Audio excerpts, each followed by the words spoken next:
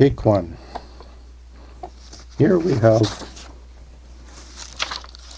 my books I write there, and it's the artwork. It's kind of cut off there. The artist was Taylor,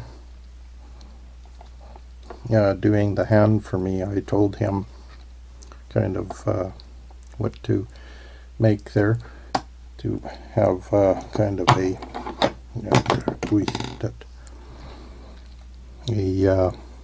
setup there for the book. And these books are written, handwritten in longhand and with scratched out all the mistakes, and they're all for teaching and learning. Anyone can write a book. It's easy, pen and paper. So just out of reach. Then I have info page with a blah blah blah stuff and that, and I put down on it the cost price there, which is $1.08 for the photocopying there, and I hand serial number all the books, and that's the cost price there. Like, I just give the books away, or if they want to donate, but it's all basically shut down right now with the COVID, because you don't get much social connections and that. So, and these are all written for dyslexia and ADHD and stuff, so that it makes it very easy to read there. So it's just you need to kind of learn my hand printing there, which is fairly easy to read.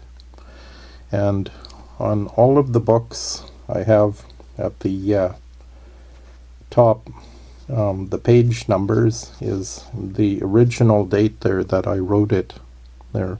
So this one was 2017. So let's get into the reading there. Chapter 1. Ben, out of nowhere, decided to take a walk down to the local dance bar. It was already midnight, but just one beer and a look was on his mind. When he got closer to the bar, there was a small purse on the sidewalk.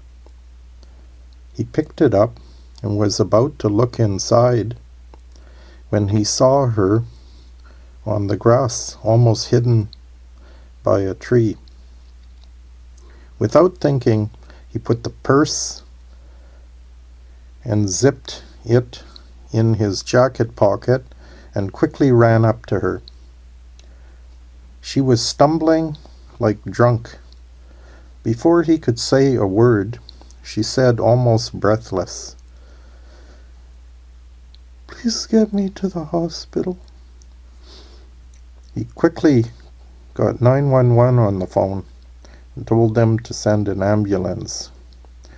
She was in her mid-20s, long dark hair, very beautiful.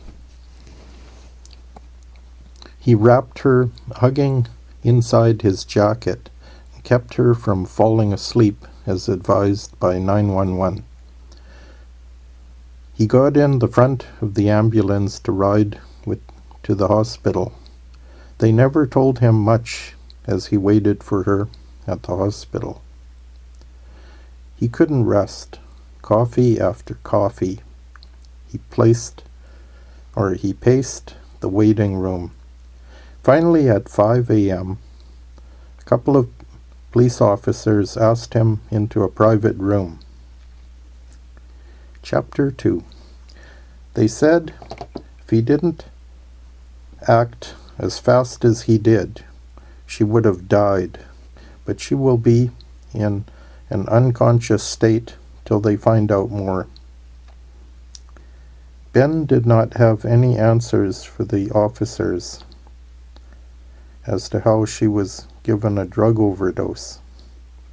They would not let him see her because he was a stranger, and it was hospital policy.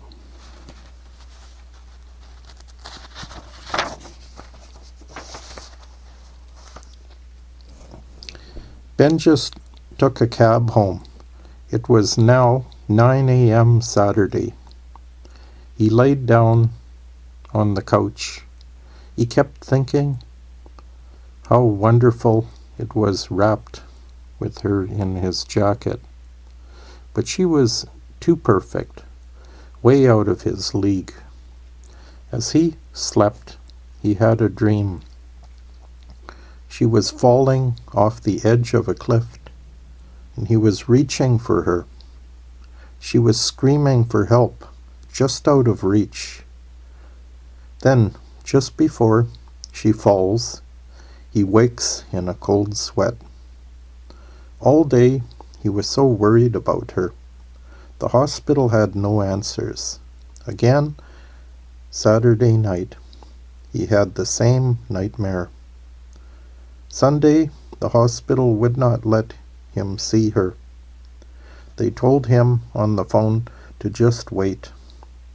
She is the only one that can authorize them to let him see her. Chapter 3. Monday and Tuesday, he could hardly think at work. She was just on his mind. Both nights the same nightmare, and always wake just before she falls. What does this nightmare mean? Is she going to die?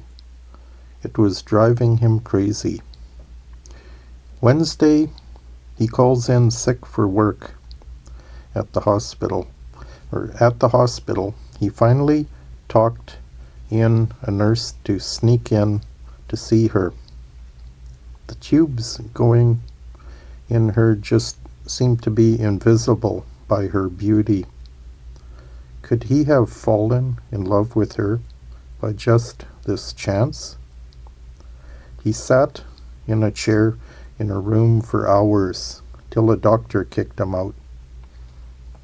At home, he was not as worried now. Somehow he knew she will be okay. That night, the nightmare was different.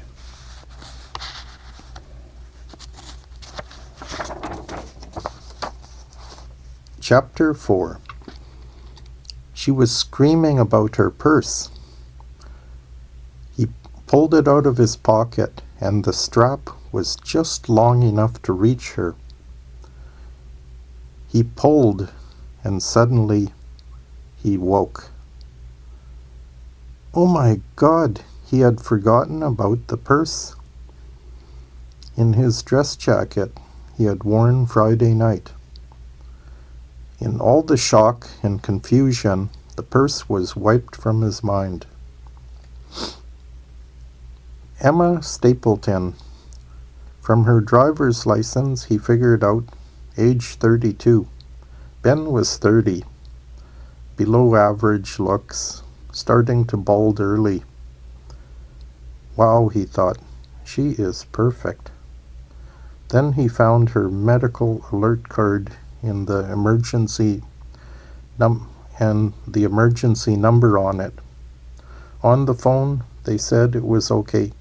She was wearing her medical alert bracelet, so the hospital already knows her address and was only 2 blocks away from his home.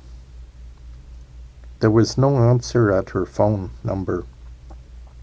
Could she be living alone? A boyfriend? Chapter 5. There was only one picture in her wallet. Her holding a cute kitten. He stared at it for a long time. Just so perfect. She has to have a boyfriend. He started to get sad.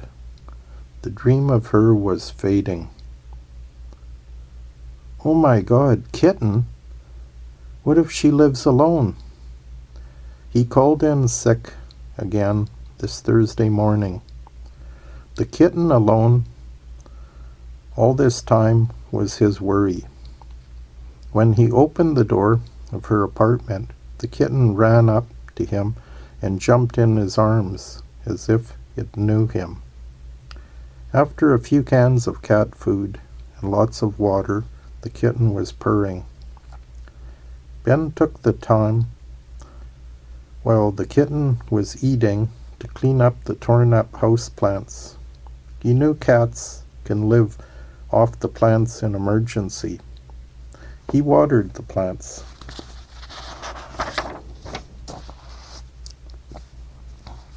He peeked in the bedroom, and the plants were torn up in there too, but was too scared to go in there.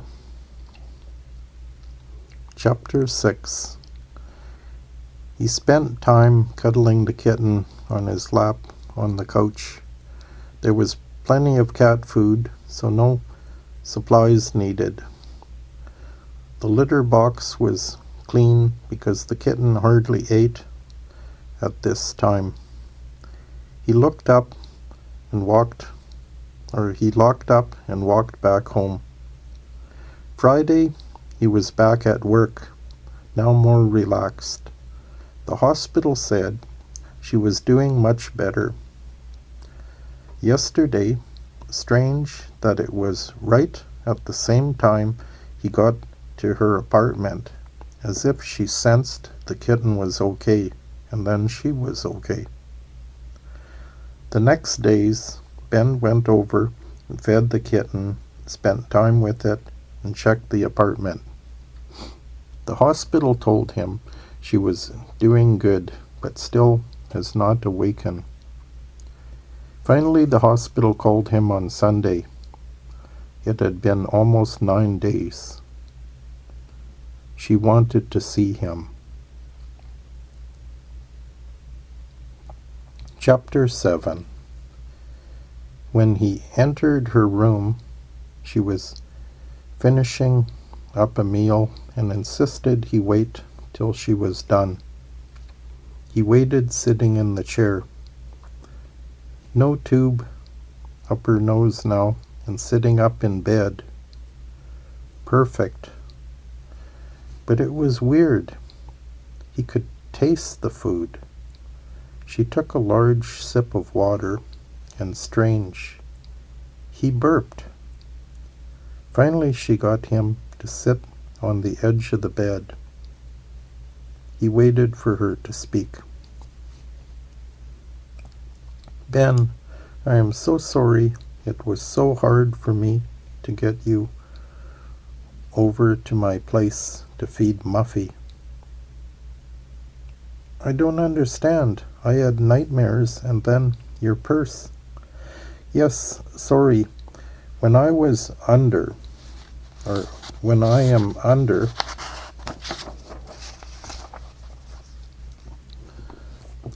the messages get scrambled. Messages? This is hard to tell, but I have a gift, or maybe a curse. I can send messages into people's minds. I can't read them, only send. But I do have two-way with Muffy. She called out to me from the pound rescue. When I got her, or where I got her from, it was a blessing to learn. I do have two-way. Before Muffy, I would never know if my messages were sent properly. Muffy helped me get really good at the craft. Chapter 8. Ben was confused. Her voice was so hollow with an echo. Then he suddenly noticed her lips were not moving. He jumped back. Oh, sorry, I'm still not fully recovered. I never noticed I was sending instead of talking. I think I've been spending too much time with Muffy. I can only send and receive with her. This time her voice was the sweetest when she spoke.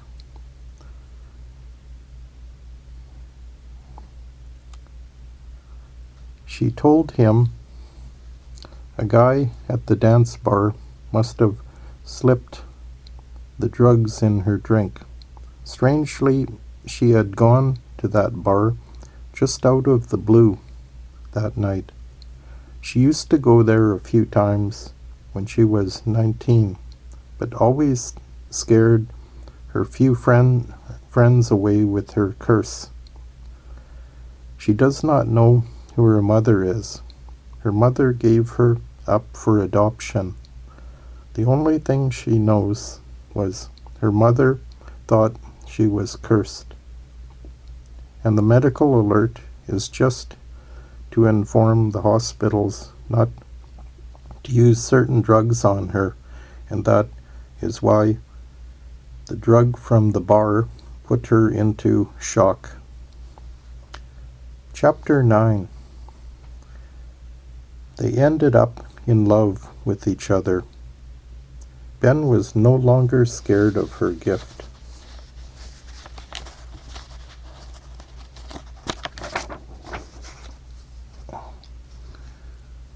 She had kept it hidden since age 22, but still did not make any friends.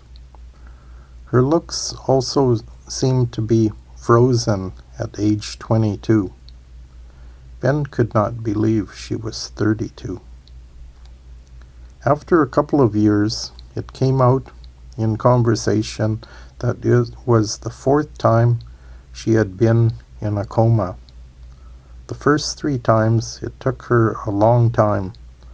First was in a coma for 2 months. Then finally they figured out her intoleration to drugs. She had learned how to break herself out of a coma very fast this last time. It took the 9 days because the drugs had to get out of her system first. Chapter 10. It took convincing, but Ben encouraged her to use her gift. She travels the world now, going to hospitals, sometimes having to learn languages of certain words. Emma could never explain in words how it is done. She can only send the message. The only thing she could explain in real words was when you are in a coma, waking from it is just out of reach. Somehow she communicates to the people how to reach the real world. Thanks to Emma and Ben, a coma has now become less of a life-threatening problem around the world. The end. And my signature there of my ghost name, UR 2004. And that's the end. And the back of the book is just the plain sheet. Yeah, I took the staples out there so I could turn the pages to read it easier. And that's it.